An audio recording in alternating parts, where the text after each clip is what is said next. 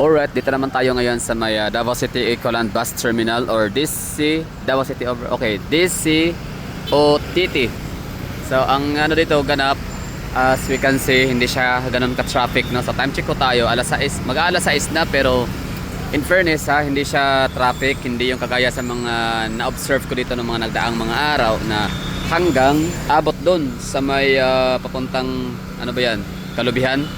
O basta yung traffic dito pag may ano, kahit pa yung hindi siya holiday, regular days lang, weekdays, tapos may pasok, may mga estudyante, may eskwela, sa talagang abot yung traffic dyan kapag peak hour. Pero this time, December 23, di ba dapat expected natin na dadagsain dapat ang terminal ng gantong mga pagkakataon, panahon, no, season.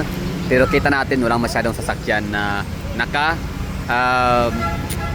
na nagsisiksikan, no, nagkukumpulan. So ibig sabihin no niyan, ang mga taga Davao, ang mga Pilipino ay natuto na tayo, no. For example, sa Manila, noong karaang linggo ay meron tayong napanood na balita sa TV na ano nga, ang mga biyaheng papuntang Bicol ay fully booked na hanggang 25. Diba? So ibig sabihin, talagang natututo na ang mga, marunong tayong palang mga Pilipino kahit paano magtanda, no, sa mga sitwasyon. So to the point na natututo na tayo. Like hindi na tayo namimili ng ticket na bukas yung alis, ngayon ang ano, bukas yung alis, tapos ngayon yung booking, no, or pagbili ng ticket. So ang ginagawa natin is nag-a-advance na ho tayo kasi nga maaaring magkaubusan, which is totoo naman, no. At yun na nga, nagiging okay na yung mga buses, so punuan na. So ito naman, bound to Coronadal. So shout out mga taga Coronadal dyan. So have a safe ride or safe trip, no, mga uncle, mga auntie. So ingat. So ano, congratulations at makapagbakasyon na kayo and enjoy nyo ang inyong stay sa inyong mga probinsya, no? So sana ay mas magiging makabuluhan, makahulugan ang inyong Pasko. Sana hindi kayo maputokan ng inyong mga triangulo, mga fireworks display, mga firecrackers, no? Kasi pagkakaalam ko dito sa Mindanao, I think Davao City pala yata ang pinaka-strict implementation or strictong nag-implementa pagdating sa mga mga fireworks displays, mga firecrackers, mga ban, total ban, mga ganyan, no? Anyway, so yan yung traffic natin dito na inaabangan or tinitignan, minomonitor. Hindi, ano yan, kumbaga gusto ko na i-share sa inyo, no? Andito lang din naman ako sa Davao City. At least kayo dyan ang mga taga Davao na wala na ngayon sa Davao City, mga Davaoin yung na nagtatrabaho sa ibang lugar, at sa mga taga Davao na nakauwi na ng inyong mga probinsya ngayon, no? At napaaga ang inyong bakasyon or parang talagang hindi na kayo nag-antay, no, ng Filipino time or last minute para makauwi. So baka kayo curious, no, kung tama ba yung inyong ginawang desisyon na umuwi na ng mas maaga. So the answer is tama yung desisyon ho ninyo. Kasi kung hindi dahil doon, edi sana yung nagkakagulo itong ano namin lugar. Edi sana grabe yung congestion dito, grabe sana yung heavy traffic, no. Pero dahil nga sa andyan na kayo sa inyong probinsya, 20 ano pa lang, December 23 pa lang ng umaga, 22, 21, 20 pa lang, andyan na kayo, nasiuwian na kayo. So maraming thank you, no. So you made the right decision. So di ko alam pala, so baka nagtataka kayo or nagtatanong or curious kayo bakit madilim dito na alas 6 pa naman or hindi pa nga nag alas 6, oh, 5:50 pa lang. Pero wala nang ano, bakit madilim? Kasi nga parang brown out yata. And paki-ano nga dyan, paki-explain sa mga taga Davao City na medyo may idea, may alam, may karanasan or talagang may knowledge, no, about sa mga ganito. Bakit tayo nagkakaroon ng blackout dito ngayon, no? Bakit tayo nagkakaroon ng pagka wala ng kuryente? Bakit kaya? At yan ang hindi ko alam din, hindi ko masagot. Alam ko naman, ibig sabihin shortage, no, nagsa-short ng mostly, no, shortage sa supply ng kuryente.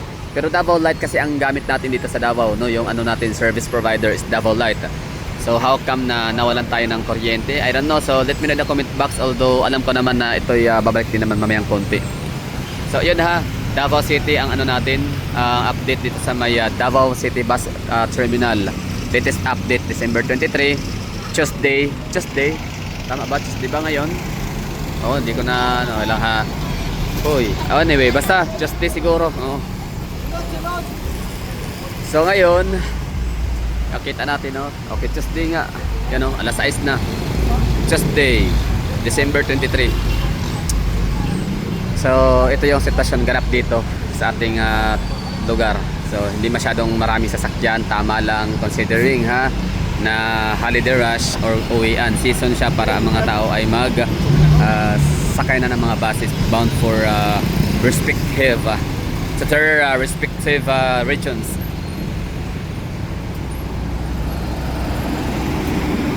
Diba? Ang galing, no? Ganda. So sa mga nagdesisyong umuwi ng mas maaga, so thank you and congrats kasi hindi kayo masastruck sa traffic sa Davao City, hindi kayo magkaubusan ng pwedeng sasakyan ng mga bus, and of course kung naging maayos dito ang mga tao. Naging maayos. Hindi naman hindi ko baka sabihin nyo ang tinutukoy ko dito ay nagdadala kayo ng gulo. Hindi, ang point ko doon is yan talaga ang tama. Hindi pwedeng magsabay-sabay lahat kung pwede. Di ba? Kung kaya naman nating umuwi as soon as possible, early as possible, no? Kung wala na rin naman na tayo mga transactions sa Davao City, hindi punta na kayo sa inyong mga napakagandang probinsya. Oo, at least doon napaka-presko ng hangin times 2, no? Kung okay ang hangin sa Davao City, pasok pa rin sa quality index or air quality index standard. So lalo na sa inyong mga probinsya, di ba? So di hamak na mas payapa, mas malinis ang inyong hangin sa inyong lugar at wala kayong ma-experience sa traffic. So kung pwede lang namin na kayong uuwi ng mas maaga, the earlier the better, no? Tapos ano pa ba? O di ba? So may ilaw na ulit. So in a span of ilang minuto, hindi pa man umabot ng 10 minutes pero may ilaw na ulit. So very good, di ba? Sabi ko sa inyo, bakit kaya kayo nagkakaroon ng power interruption dito sa Davao City? Pansin ko yan mga ganyang minuto. Although madali lang siya pero di ba, I don't know kung bakit. Paki-comment nga dyan sa mga may knowledge. Okay, so balikan na nga natin yung ating traffic update dito. So yun na nga, bali dapat hindi tayo sabay-sabay umuwi lahat, no? Kumbaga one at a time. So yun na, kung wala namang ibang mga transaksyon sa Davao City, uwi na kayo sa inyong probinsya as soon as possible nang mas ma-enjoy nyo ang inyong bakasyon.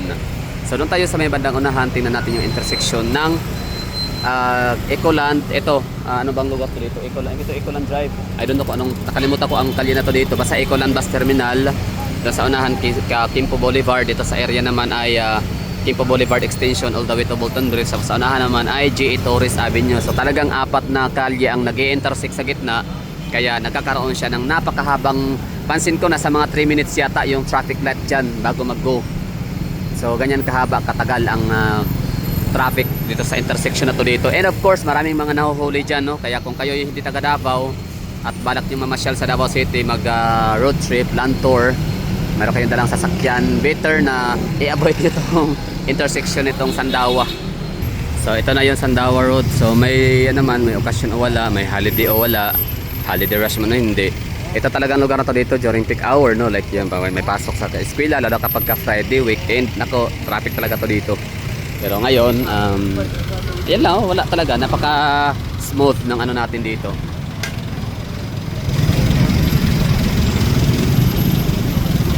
Diba? So good siya, I mean maganda siya. Indikasyon talaga siya na ayos na yung ating mga kababayan. Hindi talaga sila kagaya dati. Hindi na tayo kagaya dati, kasama ako doon na talagang tsaka na tayo uuwi. For example, 25 tsaka na tayo magbubuk ng mga ticket papuntang kung saan tayo magbabakasyon. So ito yung dito, intersection ng Sandawa, Quimpo Boulevard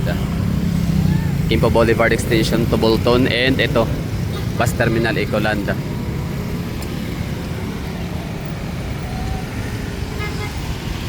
Diba? So yan yung traffic dito, grabe, 3 minutes. Pansin ko lang, 3 minutes, 90 seconds to 90 out of 3. Ilan ba? 180, no? 90 seconds to 180 seconds yung dito, yung bago mag turn on ang green light or mag-green light or mag-go signal. So ganyan ka dito, ka congested. Pero pag okay, kita niya naman, okay naman ang takbo, di ba? Okay rin. Pagka go na siya, go talaga yan. Kaya ingat kayo dito sa serving. 500 yata, 1.5 depende yata sa sa galing yung umarte. Hindi yung gumaling, galing umarte. Ibig sabihin depende sa yan, sa inyong sincerity, no, na talagang first time kayo, ganyan. So ito pala na area ay Panabo, ha. So mga bound for Panabo City, pwede kayong sumakay ng mga bus doon sa loob, bound for Tagum, New Bataan sa may Davao de Oro, bound for Mati, Santa Cruz kung saan, Santa Cruz sa Santo Tomas. and bababa kayo ng Panabo Terminal. Pero bakit marami pa rin sumasakay na papuntang Panabo via jeep? Kasi nga siguro ano lang sila, ang bus kasi hindi pwedeng hihinto kung saan saan lang, meron din talagang sinusunod na mga designated bus stops. Pero itong jeep ng Panabo, anywhere, everywhere, anytime, all the time. So that would be all. Thank you for watching and bye bye.